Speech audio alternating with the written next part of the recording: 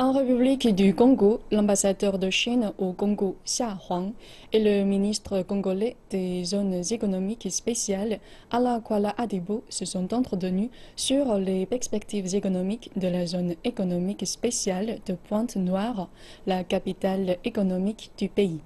Ils ont également convenu que les agents congolais en charge de la zone spéciale seraient formés en Chine.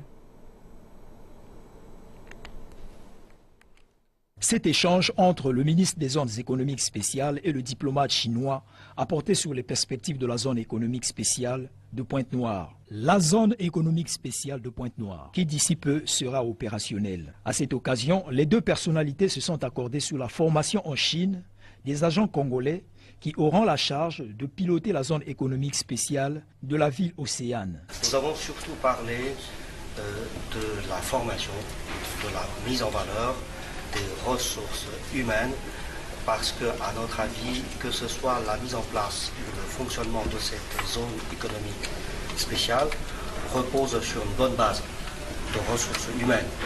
Et donc, dans cet esprit, la Chine est prête à accueillir des agents congolais pour qu'ils puissent suivre un cycle de formation et théorique et pratique. Théorique avec les cours, pratique, ce serait un cycle de formation dans un parc industriel chinois qui fonctionne aujourd'hui.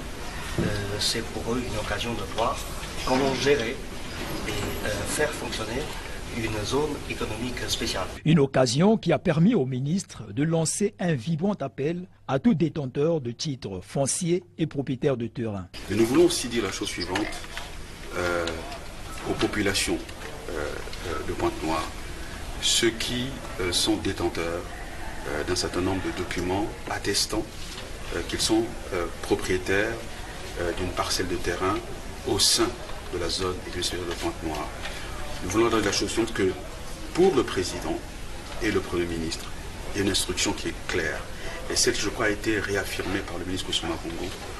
Tout ce processus se fera dans les règles de l'art, c'est-à-dire la loi sera respectée.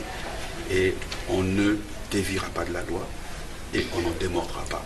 Et donc il ne faut pas qu'il y ait des rumeurs, il ne faut pas écouter les rumeurs, il ne faut pas qu'il y ait de parasitage de ce processus qui est très important, non seulement pour l'économie de notre pays, pour l'avenir économique de notre pays, mais surtout pour l'avenir de nos enfants, des enfants de ceux qui sont aujourd'hui détenteurs de titres fonciers, de permis d'occuper. C'est l'avenir de leurs enfants qui se joue. Cet échange s'inscrit dans le cadre de la coopération entre le Congo et la Chine, qui est un partenaire stratégique au développement du Congo.